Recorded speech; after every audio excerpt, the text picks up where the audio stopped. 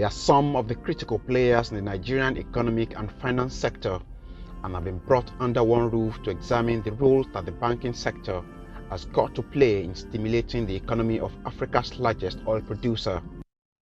An economy that is fresh from recession, having narrowly escaped from the effect of the COVID-19 pandemic by growing 0.11% in the fourth quarter of 2020, the need to take stock with a view to building on the marginal growth necessitated this discussion. If the economy of Nigeria is to develop, the banks have to be involved as key actors and have to collaborate with the government. Banks are financial intermediators positioned to mobilize funds and ensure efficient allocation of surplus funds to the credible deficit area of the economy. In the value chain process, the banks stimulate productive ventures and create wealth. All the right personnel with adequate knowledge on the dynamics of the Nigerian economy are on hand to give different perspectives, with the central bank governor leading the discourse, giving details of the effects of the pandemic on Nigeria and the efforts of the Apex Bank at mitigating them. Some of the measures we took include: 1. A one-year extension of moratorium on principal repayments for all CBN intervention facilities. 2. Reduction of the monetary policy rate MPR by 200 basis points from 13.5 to 11.5% between May and September 2020 in order to spur lending. 3. Regulatory forbearance was granted to banks to restructure loans given to sectors that were severely affected by the pandemic. 4. Reduction of the interest rate on CBN intervention loans from 9 to 5%.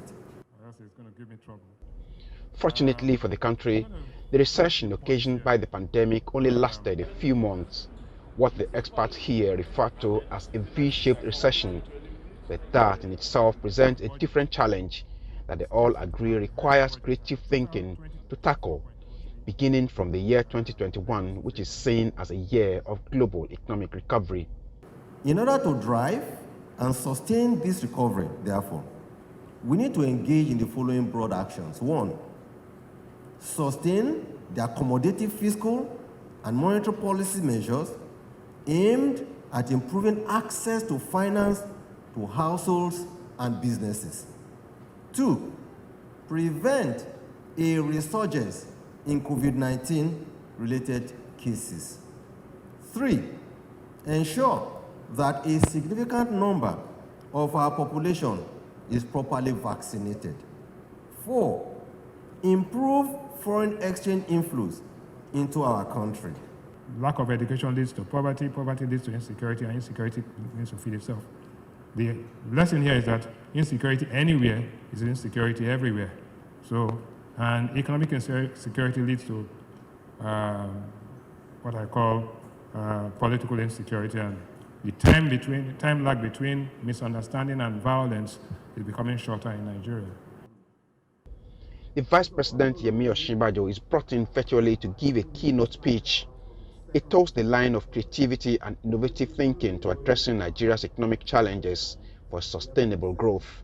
He says Nigeria must embrace the opportunity presented by technology to enhance its economic sustainability. Rather than prohibiting the use of cryptocurrencies in Nigeria, Osinbajo wants regulatory agencies to properly regulate its operations, since blockchain technology is the future of finance. The Vice President also says the relevant agencies must ensure that Nigeria is in a position to benefit and prevent any of the adverse side effects or even possible criminal acts that may arise from the use of the technology.